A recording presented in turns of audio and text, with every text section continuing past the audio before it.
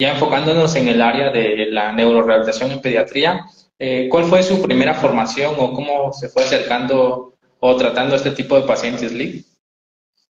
Bueno, dentro donde estuve yo realizando mi servicio, ahí estuve trabajando aproximadamente 6 años.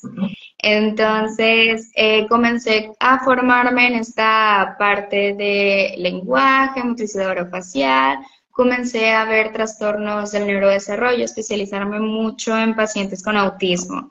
A partir de ahí ya existió una Cindy antes y después en la formación profesional porque descubrí que me encantaba la parte sensorial, que me encantaba la parte de la psicomotricidad. Entonces empecé a buscar, sobre todo a Ujú. leer qué cursos, qué capacitaciones y qué diplomados podía hacer para poder respaldar pues todos estos conocimientos y sobre todo pues brindar un buen servicio para los pacientes. Entonces, desde ahí comenzó esta espinita por querer especializarme en esta área. Entonces, desde el servicio, yo sabía 100% que mi intervención iba a ser totalmente pediátrica.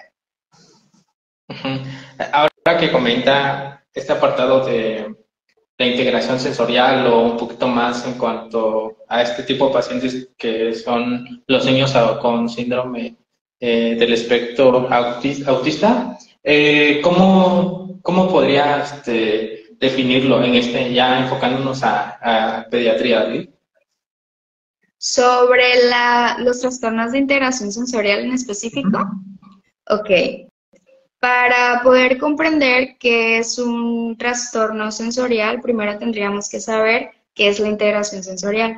La integración sensorial es la capacidad que tiene nuestro sistema nervioso central de recibir, integrar y procesar ese estímulo que estamos recibiendo a través de los diferentes medios que tenemos para recibirlos. En este caso, por medios, hago referencia a los sentidos o los canales donde recibimos estos estímulos.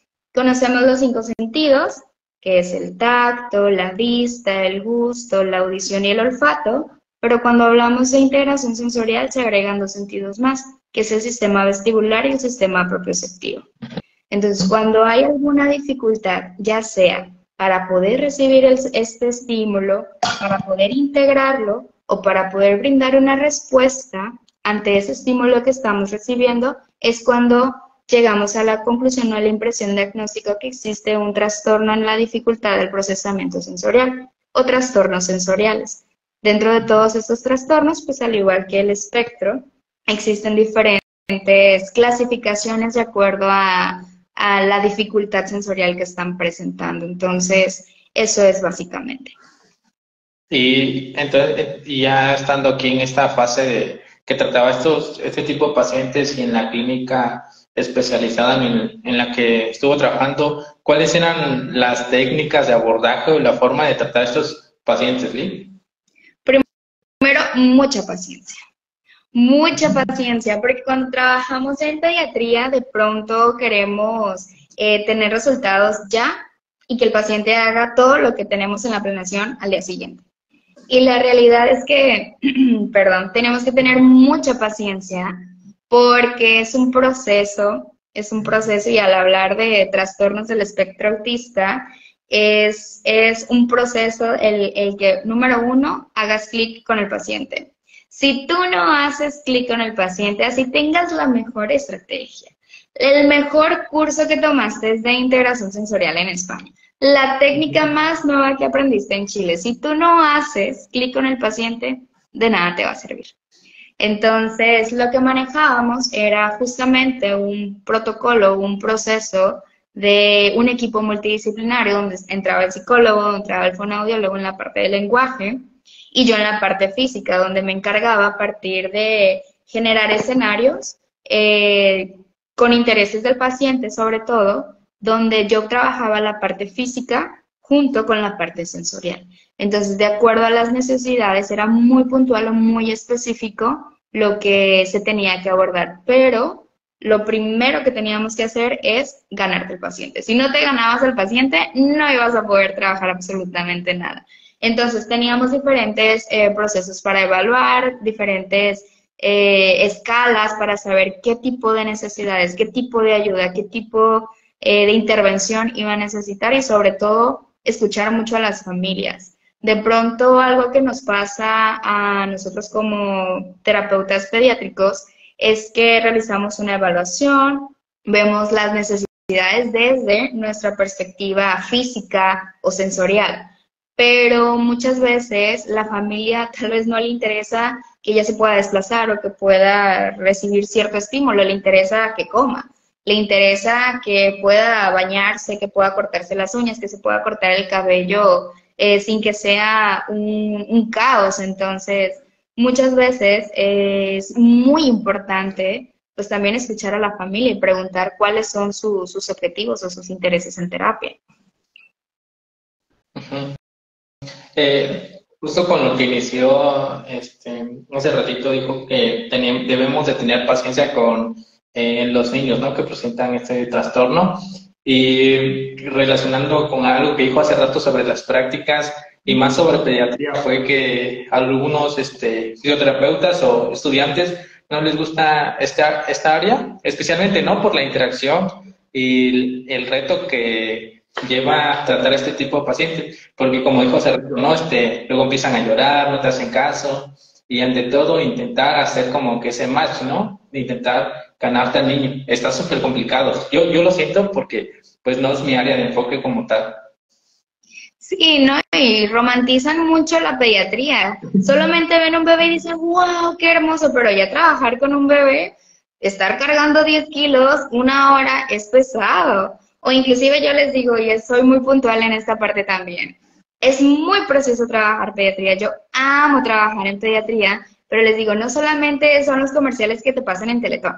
Te van a vomitar, te van a hacer pipí, te van a hacer popó, te van a llenar de mocos, te van a jalar el cabello, te van a morder, vas a salir a veces irreconocible terminando la terapia, pero eso es lo bonito, amar lo que haces y estar consciente de que todo puede pasar y que no solamente es este periodo corto del comercial de Teletón donde todo es maravilloso, donde el paciente coopera, donde el paciente se deja tocar y dices, wow, pues así todo el mundo quisiera pediatría, pero la realidad es que muchas veces el paciente no se deja tocar, el paciente ni siquiera le caes bien, el paciente no, lo último que quiere es verte, quiere estar pegado con su mamá o quiere estar con su mamá.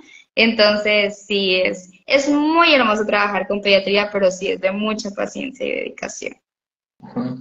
Retomando otro punto que comentaste hace ratito, y lo considero bastante importante, fue la interacción con la familia, ¿no? En este punto, hace unos días estaba escuchando un podcast, estaba viendo unos videos sobre autismo, ¿no? Y su fase de adaptación, y comentaba mucho que deben tener una buena comunicación, tanto con la familia como el terapeuta y todo el personal que aborda ese tipo de pacientes, ¿no? Porque tal vez la familia quiere que realice ciertas cosas, pero el terapeuta lo está viendo desde una capacidad funcional, ¿no? No puede llegar a realizar al 100% una actividad. ¿Cómo ha tenido o nos podría comentar su experiencia en este tipo de interacciones, Liv? Tengo la fortuna de poder tener papás muy comprometidos. La realidad es que yo al iniciar este proceso de evaluación, siempre soy muy puntual con la familia de que el éxito de las terapias es tanto el trabajo que hacemos aquí en consultorio como el trabajo que hacemos en casa. Claro que de pronto hay ciertas situaciones donde sí tenemos que ser muy cuidadosos al recibir un diagnóstico, al tener ya una información donde ya tengan que vivir este proceso de duelo ante ese diagnóstico, pues sí hay que tener como mucho tacto y ciertas palabras para poder guiar a la familia y poder apoyarlos. O sea, al final de cuentas es un trabajo en equipo. Yo sin el apoyo de los papás, la realidad es que yo no pudiera hacer todo el trabajo sola, porque aquí conmigo están una hora y con ellos están todo el día. Entonces, me gusta mucho trabajar con los papás, inclusive yo en mis sesiones, cuando el paciente lo permite, porque no todos los pacientes se puede, yo meto a los papás y les explico a los papás cómo estuvimos trabajando, les explico a papá las tareas que vamos a llevar en casa. Al finalizar la sesión siempre me tomo un tiempo para explicarles lo que hicimos en sesión y lo que pueden trabajar en casa también. Entonces, yo creo que es muy importante el poder tener esta comunicación y sobre todo que los papás sientan la confianza de tú como su fisio, de poder resolver dudas y de poder acompañar. Muchas veces esta parte de desahogo, esta parte de poder comprender y sobre todo de poder brindar esa información que necesitan en ese momento o esa palabra de aliento que necesitan en ese momento. Entonces, la verdad es que he tenido papás muy comprometidos, he tenido muy buenos papás que acompañan todo este proceso. Claro que también me ha tocado a veces papás donde la realidad es que casi no puedo intervenir o casi no puedo apoyar, pero cuando trabajamos en pediatría, 100% trabajamos también con los papás. Entonces, sí es importante tener las herramientas para poder guiar tanto a los papás y al paciente también, para que todos estemos en la misma armonía y cumplamos los objetivos que necesitamos. Entonces, escuchar a los papás, qué es lo que desean, cuáles son sus expectativas. A veces sí nos toca este trabajo difícil de decir, ok, papá, probablemente no va a poder caminar como usted quisiera llevarlo a jugar fútbol, pero ¿qué cree? Tenemos este abanico de oportunidades donde sí las puede desarrollar su hijo y donde sí es capaz y donde le gusta y donde tiene estas destrezas. Entonces, siempre he sido muy realista con los objetivos y muy consciente de, ok, tal vez no va a poder hacer esto, pero tenemos otra opción y vamos a intentarle y vamos a ver, el día de mañana no nos funciona, intentamos otra vía, pero siempre con mucha responsabilidad de, pues de no alentar falsas ilusiones o tener ciertas expectativas que sean realistas, vaya. Ujú.